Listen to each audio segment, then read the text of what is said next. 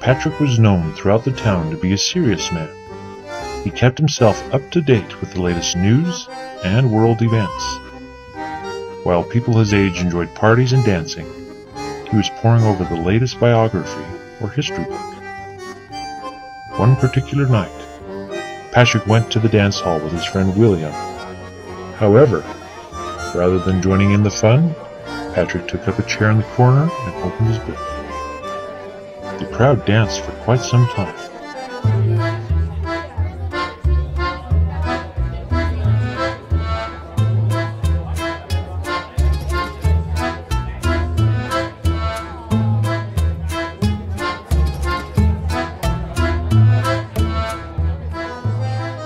After a while, William could be heard talking to a small group of people.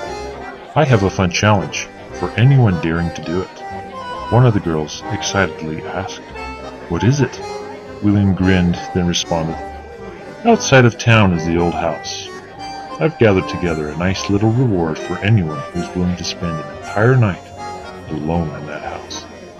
There was a gasp heard amongst the group of friends, while another person remarked, "But that house is said to be haunted. I wouldn't stay there, not for anything in the world." Patrick began to laugh. He then left his chair in the corner and walked towards the small crowd. "Haunted by ghosts?" He laughed again.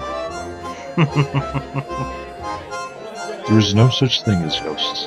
Anything mysterious or supernatural can be explained."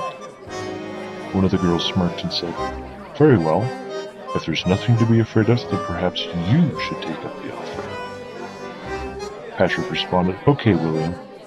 I will spend a night in your haunted house." William was delighted as he and Patrick and the rest of the group worked out the details.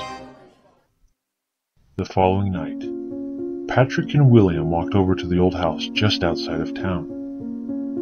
A slight breeze blew through the night as the full moon shone on the two friends. The house looked ominous in the dark, yet Patrick wasn't afraid. "Okay, this is it.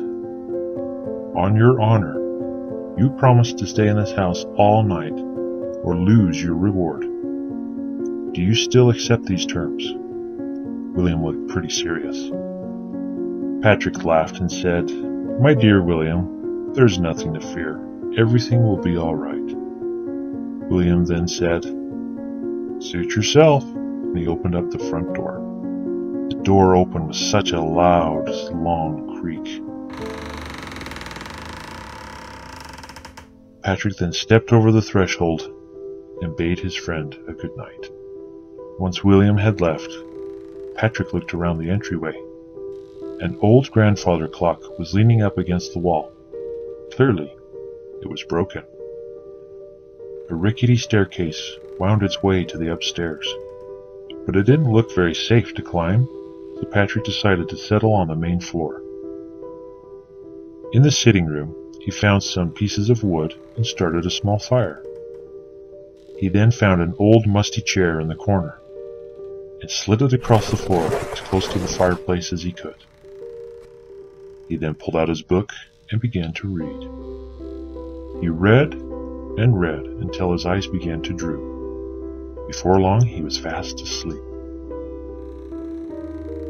Patrick sat up as quick as lightning, his book falling to the floor. He counted 3 chimes coming from the old grandfather clock. "How is that possible? The clock is broken," he said aloud. Patrick then went to the entryway to take a look at the old clock. But just like before, it was still broken. "I must have imagined it," Patrick said to himself. He then decided to go back to the sitting room and read his book. But no sooner had he sat down than he heard a... Patrick looked up to the ceiling. Something was walking across the floor in the room just above him. Whatever or whoever it was walking towards the stairs.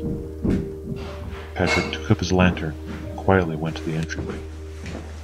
His dim light didn't reach the top of the staircase, but he was determined to see this so-called ghost. The footsteps stopped just atop the stairs. "Who's there?" Patrick demanded. A voice then whispered into his ear, "Do you believe in ghosts?" Patrick shrieked and dropped his lantern and ran back to the sitting room. He cowered in the far corner, saying over and over again, "There's no such thing as ghosts. There's no such thing as ghosts. There's no such thing as ghosts.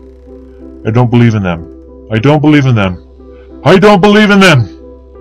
In a rush of wind, a fire blew out. Before him now was a floating ghost, wailing and swaying in a breeze.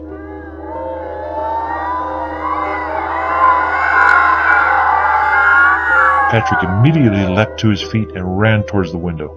He crashed through it, breaking the glass into a million pieces, and ran back to his house, shrieking in fear. The ghost then laughed. "Son," a stern voice shouted, "what are you doing scaring people? Go back to your attic and stay there the rest of the night." The little ghost reluctantly obeyed. Once the little ghost had floated through the ceiling, the stern parent turned to her husband and asked, "You think we ought to follow that poor lad back to his home and make sure he's all right?" The husband agreed, and they both floated away after Patrick.